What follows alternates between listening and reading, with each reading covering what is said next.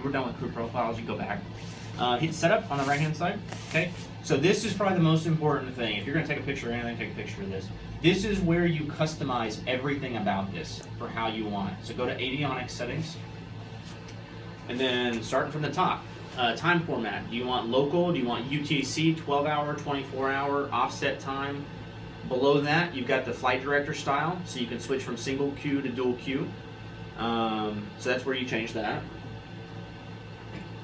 Okay. So again, they both have to be the same, so it does change both of them.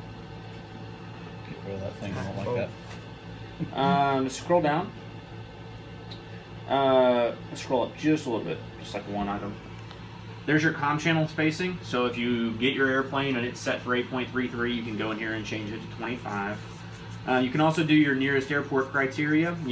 So do you want hard-only runways? Do you want 3,000 feet or 2,500 feet or 3,500 feet? Whatever you guys are comfortable with. Then below that, at the bottom, you've got the sync for the CDI and the baro settings. So if you want your baro settings synced together, or if you want the CDI synced together, you can turn those both on. Okay. You'll notice in the Garmin, in the 1000, I don't know if they talked about this in ground school, if the baro is more than 0.02 inches separate, they turn yellow. In this one, if they are at all different, they turn yellow. Okay, just something that they changed for whatever reason. On the left-hand side, click Units. So normally you would just kind of verify everything here was correct, which it would be in your airplane at home.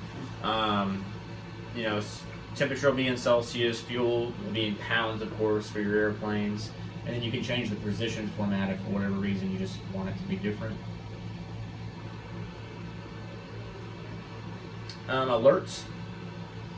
So here's where you can tell, do you want it to scream at you? So like when I climb through 18,000 feet or 18.5, it'll start flashing the baro at me right now. Descending back down through it, it'll start flashing to remind you to change to and from standard.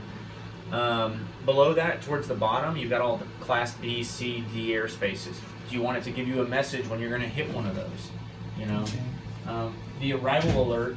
So when you are 100 miles from your destination, it'll pop up a little alert and say, hey, so if you need to call the airport or whatever, you can set that up that way. The fourth item, MFD fields.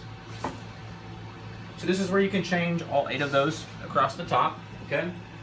There's only 13 choices, so you can pretty much display just about everything. You can just kind of go through there and set it up however you want your airplane at home.